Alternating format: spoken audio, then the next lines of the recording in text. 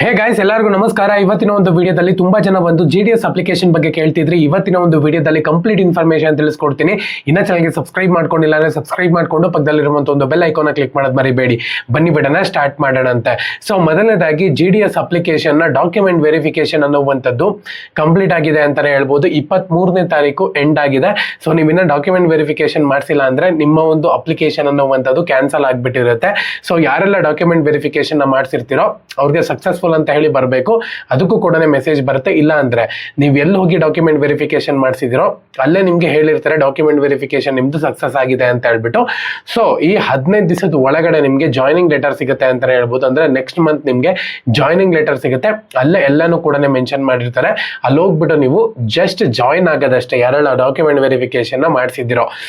ಓಕೆನಾ? ಸೊ ಯಾರೆಲ್ಲ ಇನ್ನ ಸೆಲೆಕ್ಷನ್ ಆಗಿಲ್ವೋ ಅವರು ತಲೆ ಕೆಡ್ಸ್ಕೊಳ್ಳುವಂತ ಒಂದು ಅವಶ್ಯಕತೆ ಇಲ್ಲ. ನೆಕ್ಸ್ಟ್ ಮೆರಿಟ್ ಲಿಸ್ಟ್ ಇದೆ ಅಂತಾನೆ ಹೇಳ್ಬೋದು. ಇವಾಗ 2 ಮೆರಿಟ್ ಲಿಸ್ಟ್ ಆಗಿದೆ, ಇನ್ನ ಒಂದು ಮೆರಿಟ್ ಲಿಸ್ಟ್ ಇದೆ.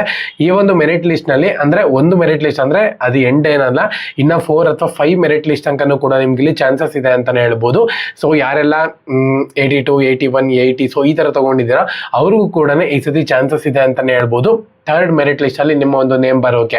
ಓಕೆನಾ? ಸೊ ಎಲ್ಲರಿಗೂ ಕೂಡ ಆಲ್ ದ ಬೆಸ್ಟ್. ಇನ್ನೇನು ನೆಕ್ಸ್ಟ್ ಮಂತ್ ಫಸ್ಟ್ ವೀಕ್ ಅಥವಾ ಸೆಕೆಂಡ್ ವೀಕ್ ಅಲ್ಲಿ ನಿಮ್ಗೆ 3rd ಮೆರಿಟ್ ಲಿಸ್ಟ್ ನೋಡಕ್ಕೆ ಸಿಗುತ್ತೆ ಅಂತಾನೆ ಹೇಳ್ಬೋದು GDS ಕಡೆಯಿಂದ. ಓಕೆನಾ? ಸೊ ಇವಾಗ ಸ್ಯಾಲರಿನೂ ಕೂಡ ಹೈಕ್ ಮಾಡೋ ಚಾನ್ಸಸ್ ತುಂಬಾ ಜಾಸ್ತಿ ಇರುತ್ತೆ.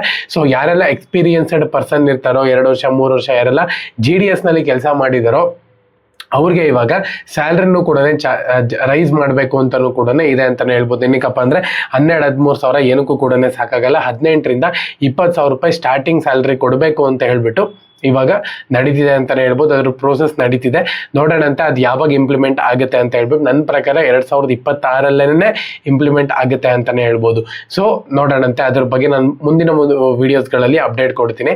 ಚಾನಲ್ಗೆ ಸಬ್ಸ್ಕ್ರೈಬ್ ಮಾಡಿಕೊಂಡು ಬೆಲ್ ಐಕಾನ್ ಕ್ಲಿಕ್ ಮಾಡೋದು ಮರಿಬೇಡಿ. ನಮ್ಮ ಒಂದು ಟೆಲಿಗ್ರಾಮ್ ಚಾನಲ್ಗೆ ಜಾಯಿನ್ ಆಗಿ ಡಿಸ್ಕ್ರಿಪ್ಷನ್ ಲಿಂಕ್ ಇರುತ್ತೆ. ಓಕೆನಾ? ಎಲ್ಲರಿಗೂ ಕೂಡ all the best. Jai Hind, Vande Mataram.